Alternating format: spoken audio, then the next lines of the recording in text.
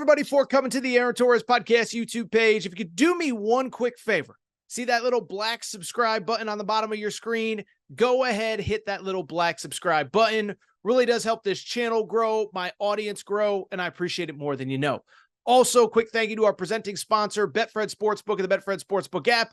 Bet $50 on any game. Get up to $1,111 in free bets courtesy of the Betfred Sportsbook.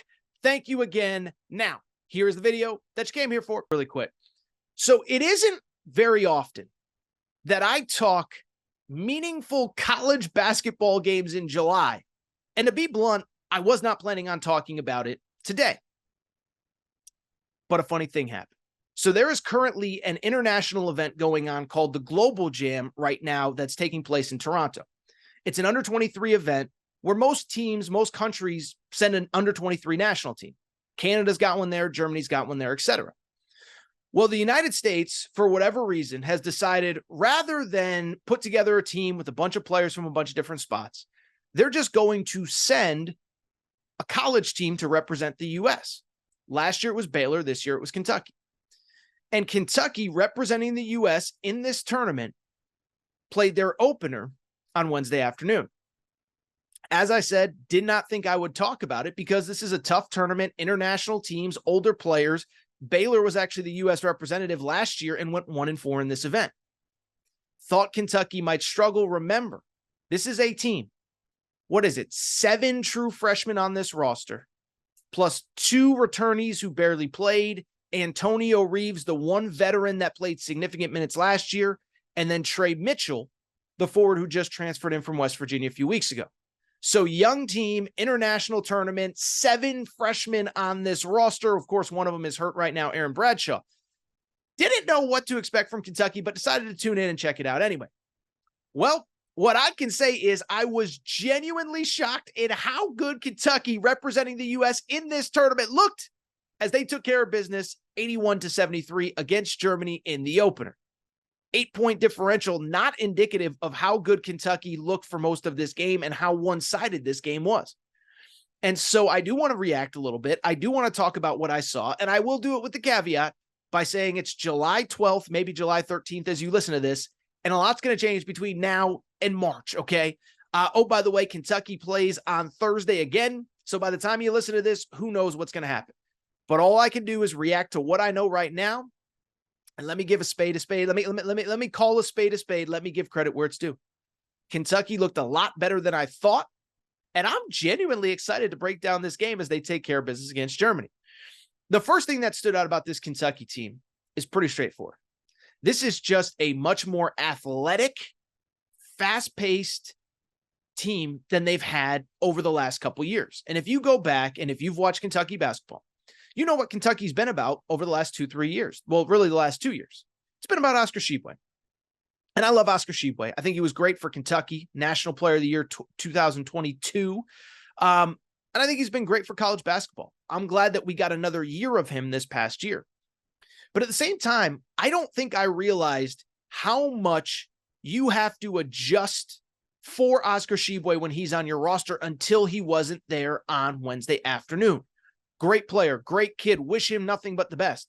But if you watch this Kentucky team, it was much more fast breaks, much more up and down, much more play above the rim defensively, couple alley-oops,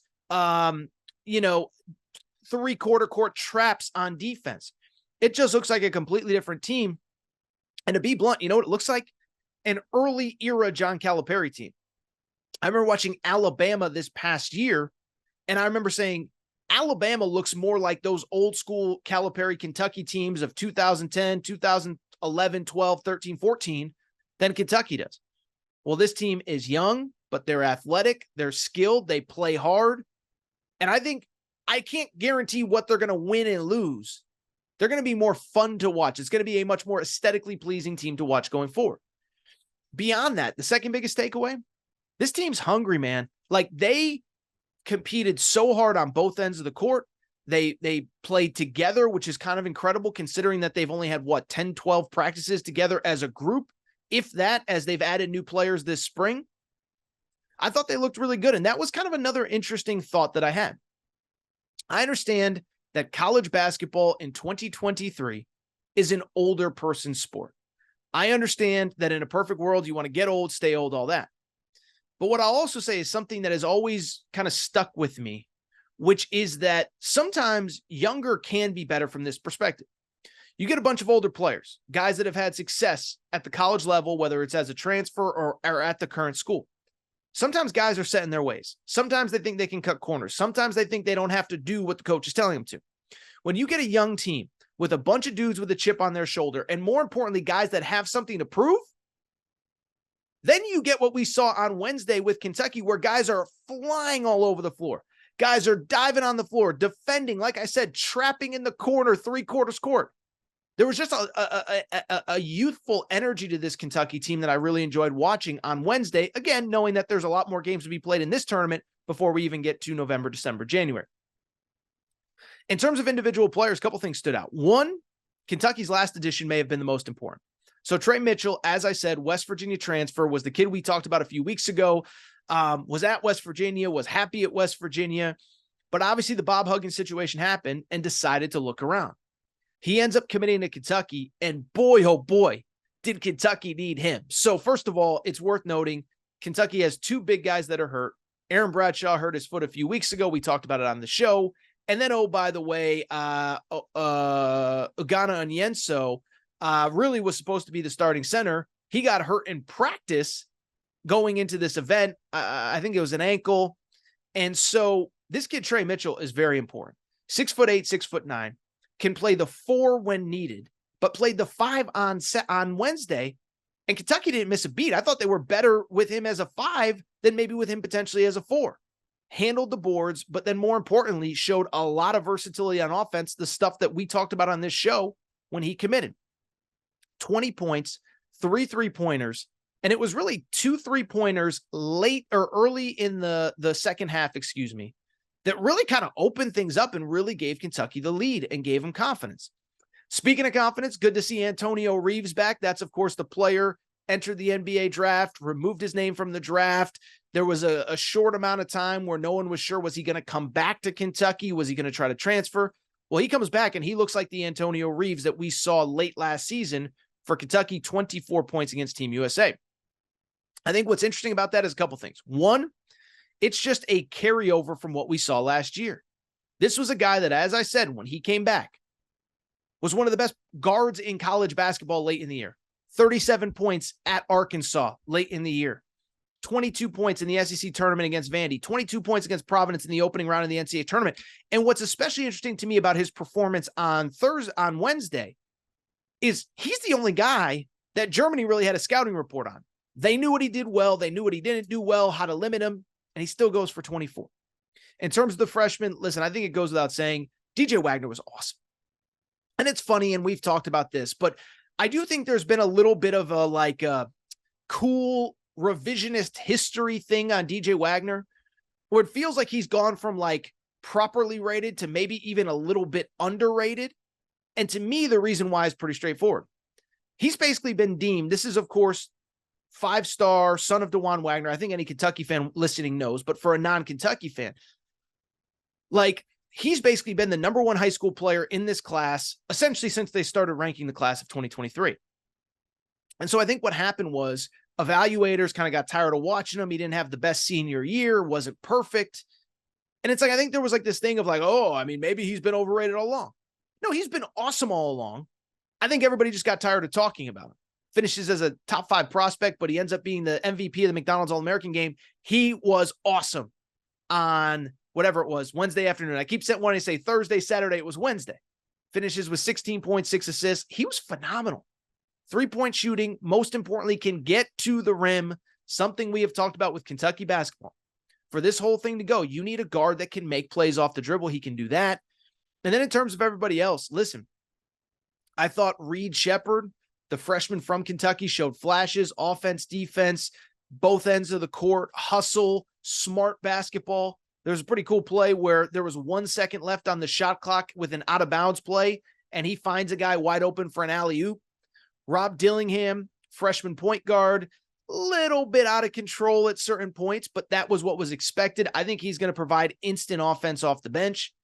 And then credit where it's due. Adou Thiero was a freshman last year, and I think he was kind of miscast as a guard. And because there were so many injuries, had to kind of play point guard at various points. I just bring it up to say he played more of a forward, a 3-4 type spot on Wednesday afternoon. He looked awesome. Played above the rim, couple sick blocks at the rim, shot blocking, energy, hustle, rebounding. That's the exact kind of guy that this specific team needs. And so you look at this team. I'm sorry. Again, maybe they lose by 40 on Thursday and I get embarrassed in the comment section on YouTube. You guys are just laughing at me. But when I look at this team and I look at what I just saw, think about all the things that didn't go right in this game. Again, first of all, Kentucky's playing an international, a national team from Germany, a bunch of older players that are playing professional. They're without their two biggest guys, including one who's a future lottery pick in Aaron Bradshaw. Justin Edwards, who I barely mentioned, depending on what recruiting service, some think he was the #1 high school player in America this past year. He played okay, but he wasn't unbelievable in his first appearance in a Kentucky uniform. Plus, you're playing in an international tournament, international ball, international rules, and Kentucky still wins by 8. So I don't want to oversell it. But when I look at what I just saw, I think it was a great opener for Kentucky. And I'll be blunt. I can't wait to watch this team again on Thursday, this tournament, and going forward. Because I've been a guy. What did I say all offseason? Now listen. I gotta do where Aaron was right, where Aaron was wrong right here, right now. Because I was critical early in the offseason, but I also said I felt like there was too much negativity around this team once the roster came together with Trey Mitchell and Antonio Reeves. Because Kentucky's best teams have always been freshman-led, guard-led, NBA guard-led, and that's exactly what this team is. Kentucky plays again on Thursday, so we'll find out. Was this a one-off? Is it a continuation? But I am very excited to watch this team keep playing. If you enjoyed this video, do me a favor. Make sure to subscribe to the Aaron Torres Podcast YouTube channel. Also, new episodes of the Aaron Torres Podcast every Monday, Wednesday, Friday. And yes, on Friday's show, we will be reacting to both Kentucky games.